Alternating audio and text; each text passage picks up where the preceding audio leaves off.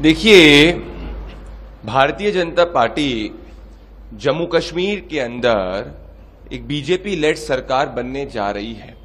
जो जमीन से फीडबैक आ रहा है, ये फीडबैक सजेस्ट कर रहा है कि प्रो इंडिया सरकार, जिसमें Bharatiya Janata party leading party होगी, जम्मू कश्मीर के अंदर ऐतिहासिक रूप से भारतीय जनता पार्टी की सरकार चुनने जा रही है।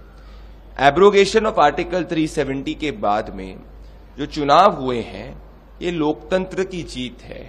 सोपोर, शोपियान जैसे इलाकों में जहां ब्लैकआउट हुआ करता था, जहां शटडाउन के कॉल्स हुआ करते थे, अगर आपने देखा होगा वहां हिस्टोरिक वोटिंग परसेंटेज हुआ है।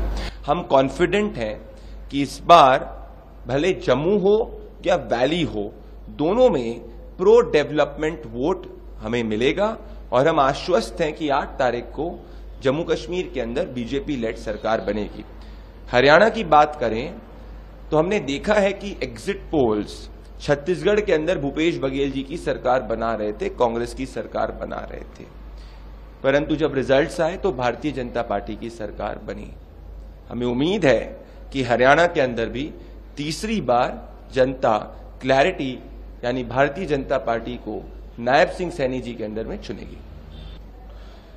देखिए, जैसे मैंने कहा कि जम्मू कश्मीर के अंदर जो भी तिरंगा हाथ में रखेगा, इंडियन कॉन्स्टिट्यूशन को पूर्ण रूप से मानेगा, पाकिस्तान के एजेंडे से दूर रहेगा, एब्रोगेशन ऑफ आर्टिकल 370 को लेटर एंड स्पिरिट में मानेगा, वैसे सब लोग जो नेशन फर्स्ट आइडियोलॉजी में विश्वास रखते हैं, वो भारतीय जनता पार्टी के साथ में एक नई कोलिशन बना सकते हैं।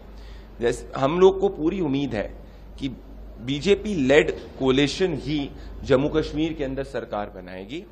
बिना जम्मू के रिप्रेजेंटेशन के इस बार के इलेक्शंस में सरकार नहीं बनेगी और जैसे कि सब एग्जिट पोल्स ने दिखाया है, Bharatiya Janata party leading party के रूप में जम्मू कश्मीर के अंदर एमर्ज कर रही है।